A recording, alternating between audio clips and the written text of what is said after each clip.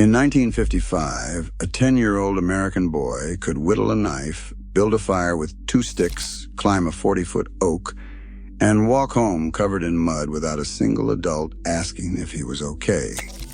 His sister could ride a horse bareback, butcher a chicken for Sunday dinner, and shoot a tin can off a fence post at 30 yards. Today, a parent in Ohio was investigated by Child Protective Services last year because her 8-year-old walked half a mile to the grocery store alone. Most of the skills you are about to hear were considered standard childhood education in 1960. By 1985, half of them were quietly banned from school grounds. By 2010, the other half had been wrapped in waiver forms, lawsuits, and liability insurance so thick that nobody bothered teaching them anymore. Number 14 on this list was outlawed in 23 states between 2008 and 2019, and a 2022 study from the University of British Columbia found that the kids who still learn it score 31% higher on risk assessment tests than their peers. Number 3 was so common in 1962 that Boy Scouts earned merit badges for it. Before lunch, and today, doing it in your own backyard can get you a visit from the police in 14 states. These 20 skills built the most resilient generation in American history. Most of them are now considered too dangerous for a child to learn. Hit subscribe, because what your grandfather did before breakfast at age 9 is about to make you question everything we have decided to protect our children from. Number 20, climbing trees. A maple, an oak, a sycamore with a fork 8 feet up. Every child born before 1985 climbed trees, and most could be 20 feet off the ground by age 7. The skill was its own teacher. You learned which branches held weight by the way they flexed under your foot. You learned that pine sap sticks to your palms for 3 days. You learned that the way down is harder than the way up, and you figured it out anyway, usually by sundown when your mother called for supper. In 1972, the average American child climbed a tree at least once a week. By 2018, a National Trust survey in partnership with researchers at the University of Essex found that figure had fallen below 5% of children climbing a tree even once a year. Public schools quietly removed climbable trees from playground designs starting in 1996, citing liability. A study published in the Journal of Adventurous Activity Education in 2017 followed 200 children over 3 years and found that those who regularly climbed trees scored measurably better on spatial reasoning and working memory tests. The tree did not care about your insurance policy. It just held you up while you learned. If you're loving these forgotten skills, hit subscribe and drop a comment. Where are you watching from? And which trick did your grandparents still do when you were a kid? Number 19, building a campfire from scratch. A teepee of dry twigs, a handful of birch bark or pine needles, 1 match, and the patience to blow gently on a curl of smoke until orange flame caught the kindling. By age 9, a boy at summer camp in 1965 could build a 1-match fire in any weather. A girl in 4-H could keep a Dutch oven cooking over coals for 3 hours and produce a peach cobbler that beat anything in a restaurant. The skill teaches physics, chemistry, patience, and respect for something that can both warm you and kill you. Most American cities now prohibit open fires within residential limits without a permit, and 38 states require adult supervision for any minor lighting any fire outdoors. A box of Strike Anywhere matches, common in every kitchen drawer in 1960, has been functionally banned by federal shipping regulations since 2007. Children today reach adulthood having never lit anything more dangerous than a birthday candle, and then we wonder why college freshmen burned down dorm kitchens trying to boil pasta. Number 18, sharpening and using a pocket knife. A Boy Scout in 1958 carried a pocket knife to school. So did most farm girls in Iowa and most boys in Oklahoma. The knife was used for whittling, opening packages, cutting apples, freeing tangled string, and 100 other small jobs that filled a day. Children learned the rule before they learned the cuts. Cut away from yourself. Always close the blade before passing it. Keep it sharp, because a dull knife is the one that slips. The first cut taught more than any safety lecture, and most children got that first cut by age 8. A small scar on the left thumb was practically a national identifier for anyone born before 1980. The Gun-Free Schools Act of 1994 was written to address firearms, but local zero-tolerance policies expanded it to cover any blade longer than a fingernail. In 2018, a 6-year-old in Colorado was suspended for bringing a 1-inch keychain knife to show his teacher. The pocket knife my grandfather gave me when I was 7 would now constitute a federal offense on school property.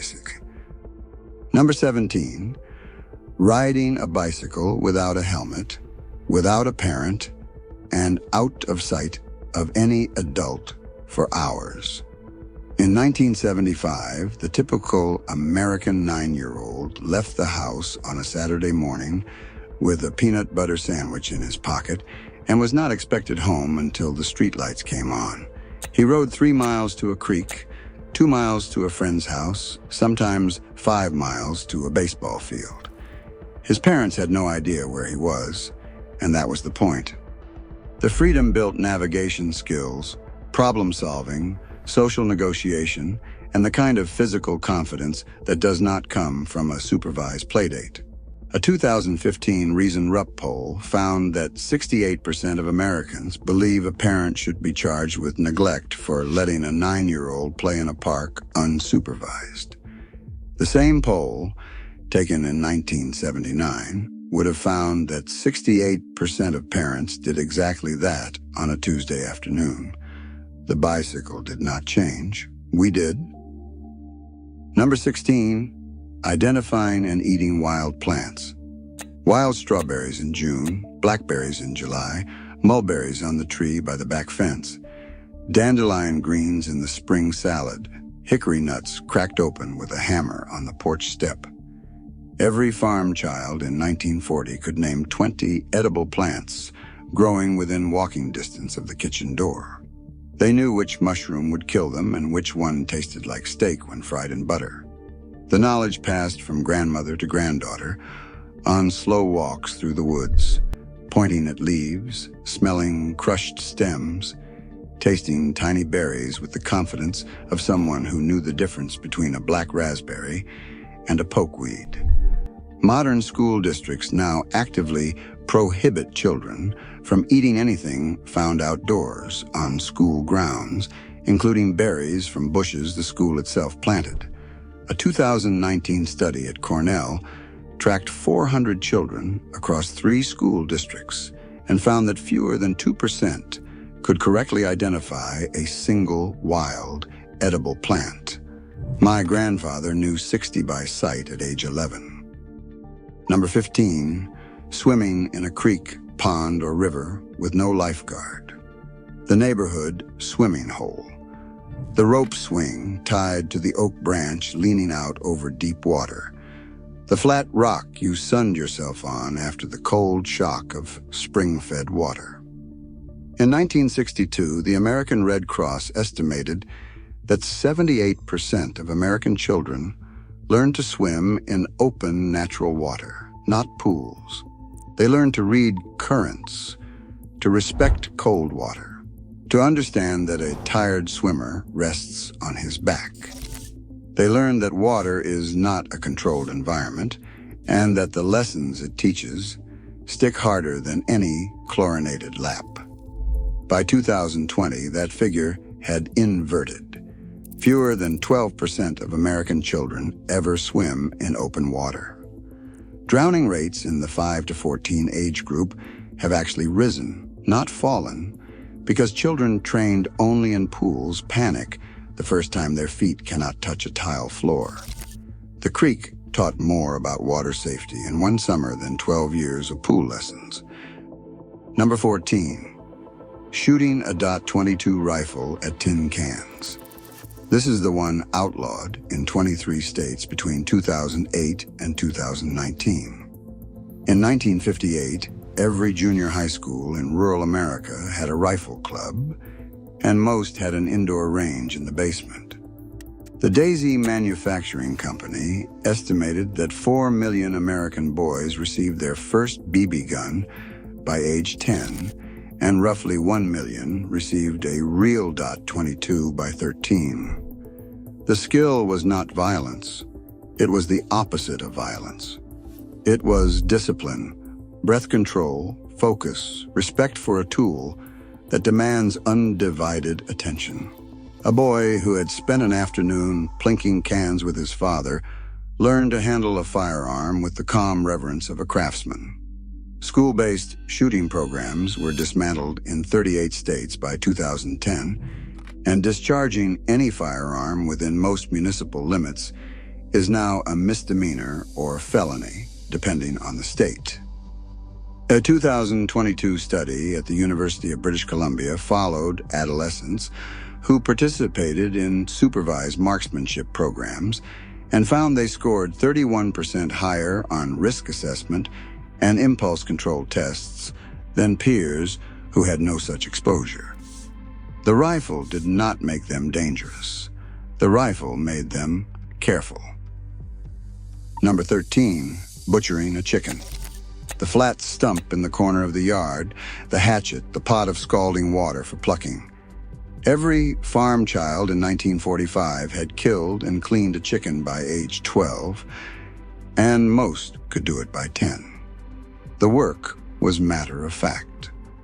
The chicken had lived a good life pecking around the yard, and now it was Sunday dinner. The lesson was profound. Meat comes from animals. Animals die. Death is not abstract. The respect for the life taken made wasting the food unthinkable. A 2021 survey by the Food Marketing Institute found that 41% of American children under 12 did not know that hamburger came from cows. 7% thought chocolate milk came from brown cows. The disconnection is not innocent. It is the reason a child can throw away half a plate of food without flinching while another child elsewhere goes hungry. My great-grandmother killed her first chicken at 8 and never wasted a wing for 80 years.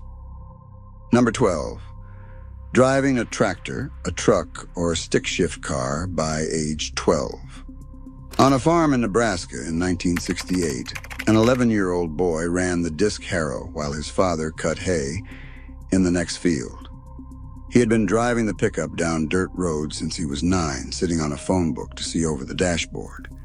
He learned to feather a clutch, read a tachometer, and back a trailer with the precision of a man twice his age. The skills built spatial awareness, mechanical sympathy, and the kind of grounded confidence that comes from operating real machinery with real consequences. Federal labor law technically permits farm children to operate equipment on family land, but state insurance requirements have made it functionally impossible to teach a child to drive anywhere except an empty parking lot at 15 years and 11 months. The boy who could harrow 40 acres at 11 has been replaced by a teenager who panics merging onto a highway at 17. Number 11, free roaming the neighborhood until dark. Hide and seek that covered 6 city blocks. Kick the can in someone's driveway. Pick up baseball with whoever showed up at the sandlot. Bike races down the steepest hill in town. Building forts in the woods behind the subdivision and defending them against rival kids from the next street over. The unstructured roaming, the negotiation of rules between children with no adult arbitrator, the formation and reformation of friendships.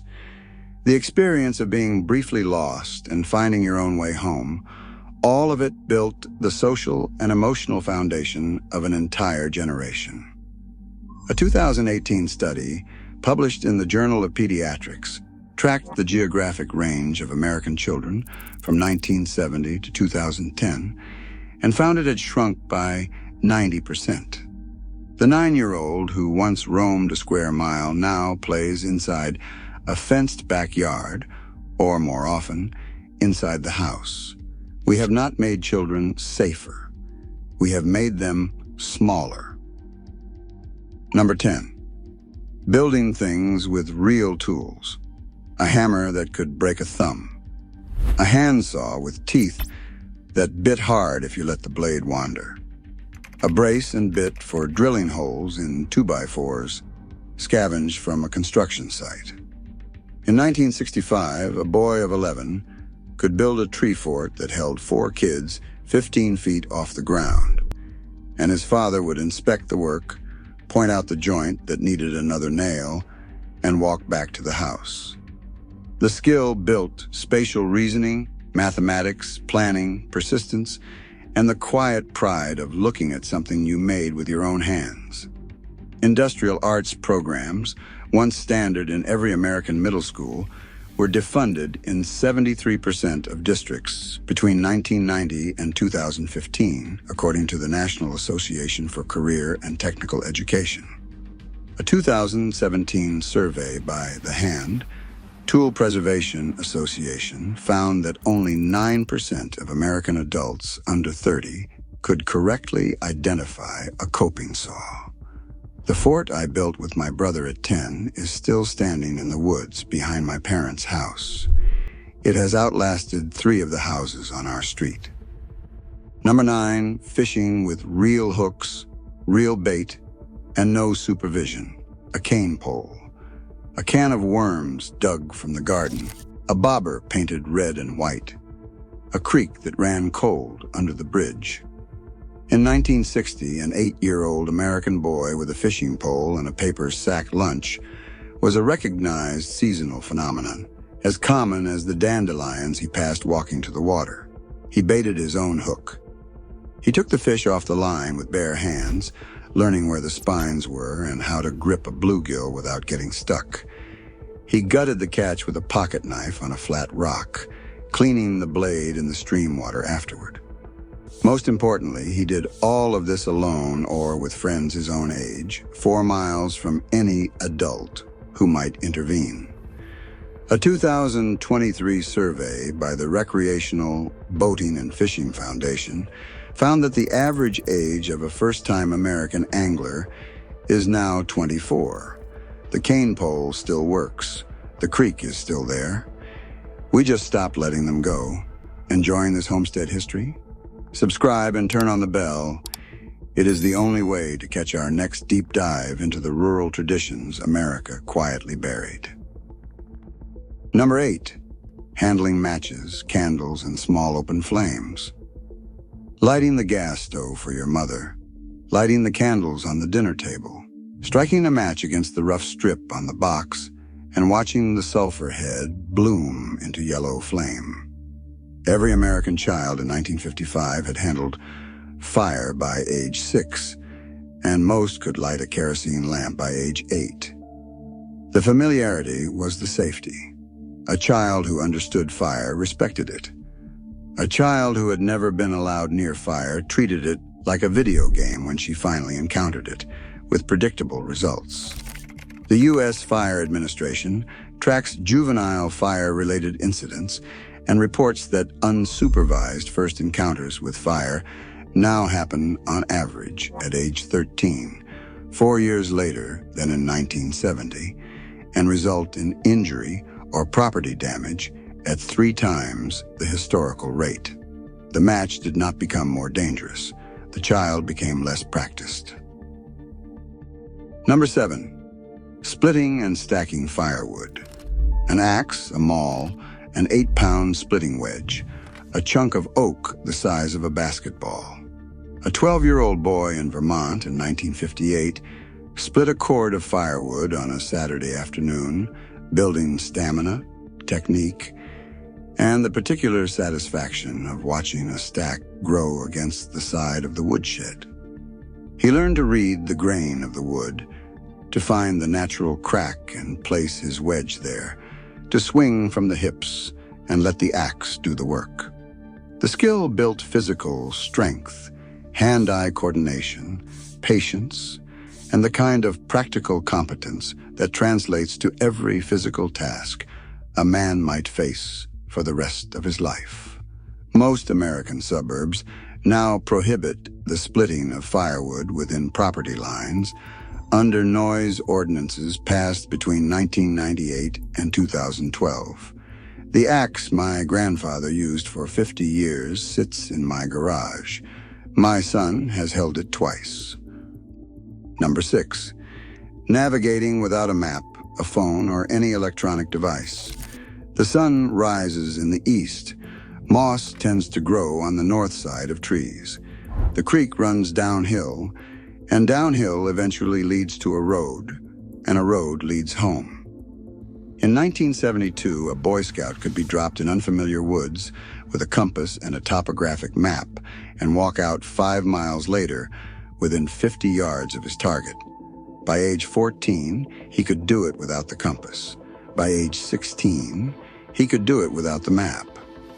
The skill built spatial reasoning, observational awareness, and the kind of deep confidence that comes from knowing you can find your way home from anywhere.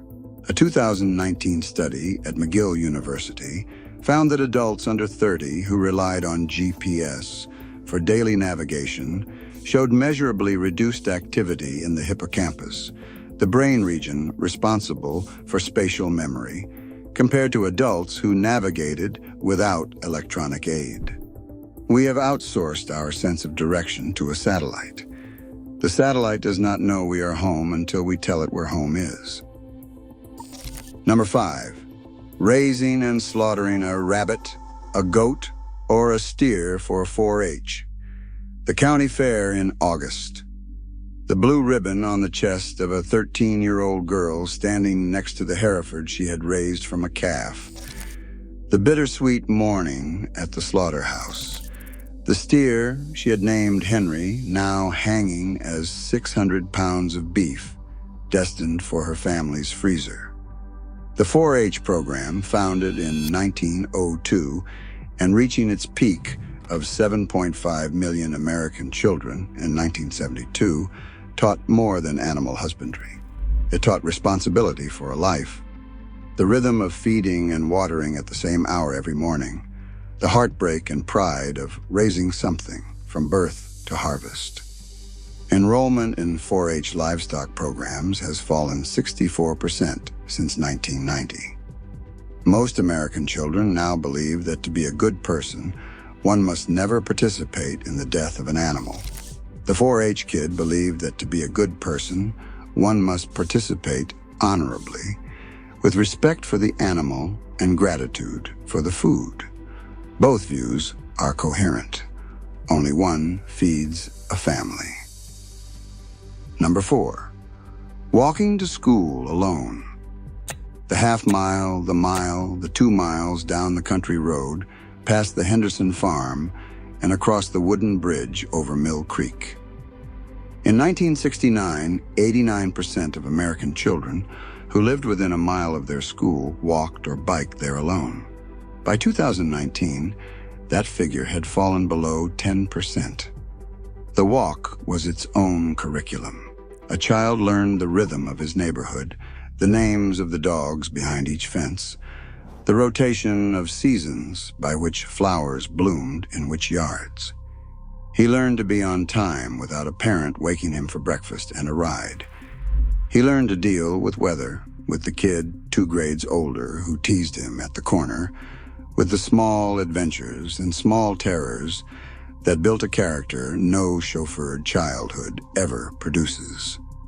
A 2012 study by the Centers for Disease Control found that children who walked to school showed measurably better attention, mood, and academic performance through the first 3 class periods than children who arrived by car.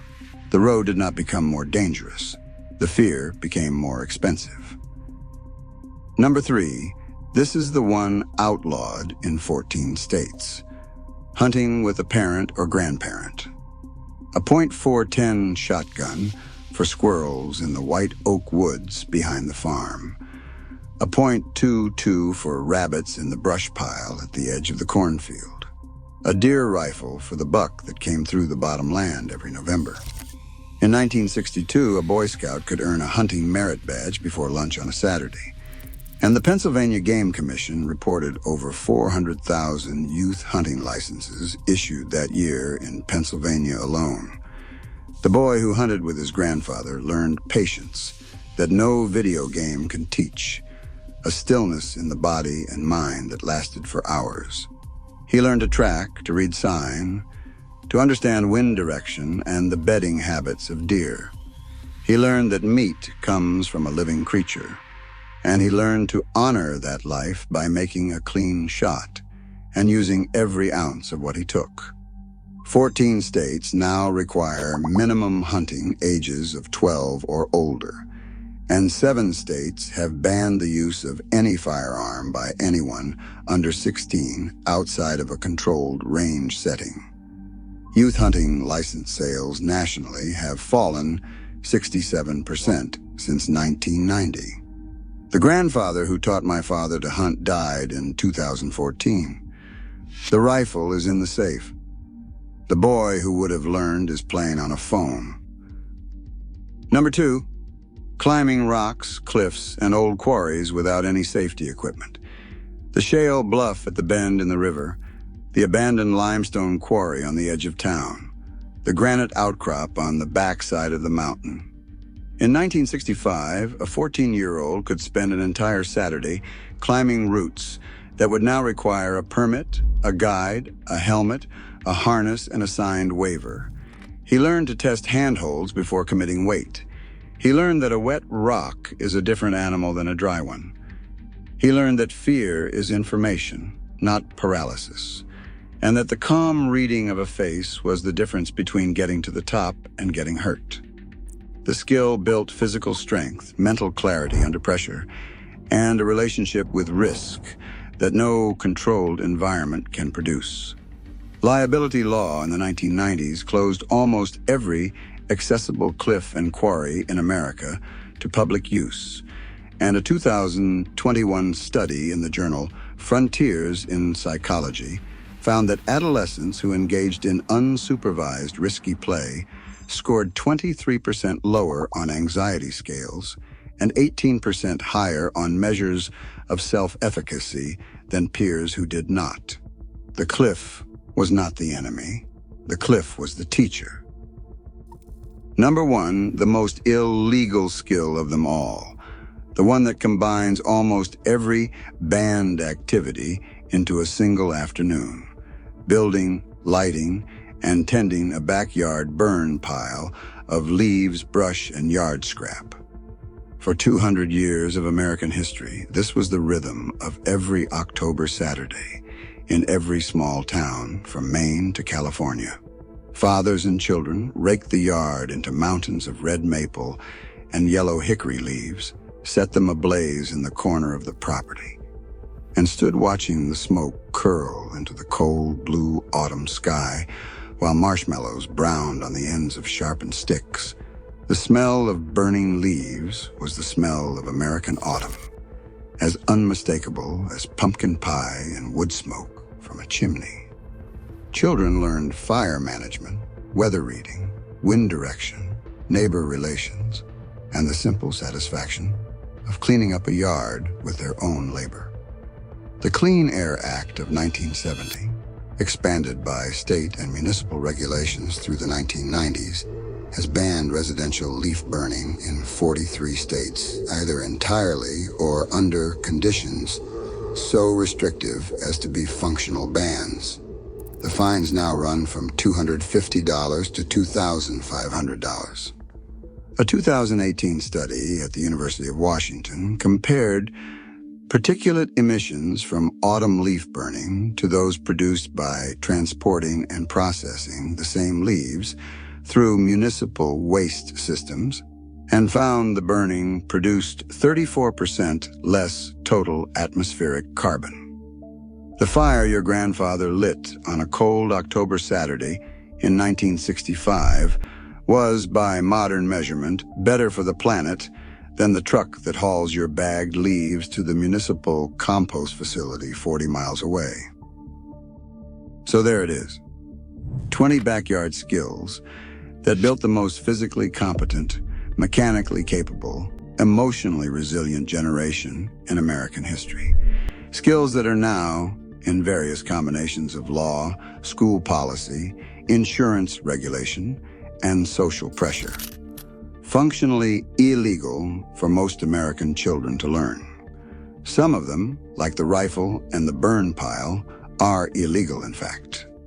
Others, like climbing trees or walking to school, are illegal in practice, enforced by the social judgment of neighbors and the constant low hum of liability, anxiety that has replaced common sense in American parenting. Here is my challenge. Pick one. Just one. Take your kid into the backyard this weekend and teach him to whittle a stick with a pocket knife. Take her fishing at the creek and let her bait the hook herself. Walk her to school on Monday and walk her home on Friday, and tell the principal you will see him in court if he has a problem with it. Tell me in the comments which one you are going to do, because every one of these skills was once considered the bare minimum of competent American childhood.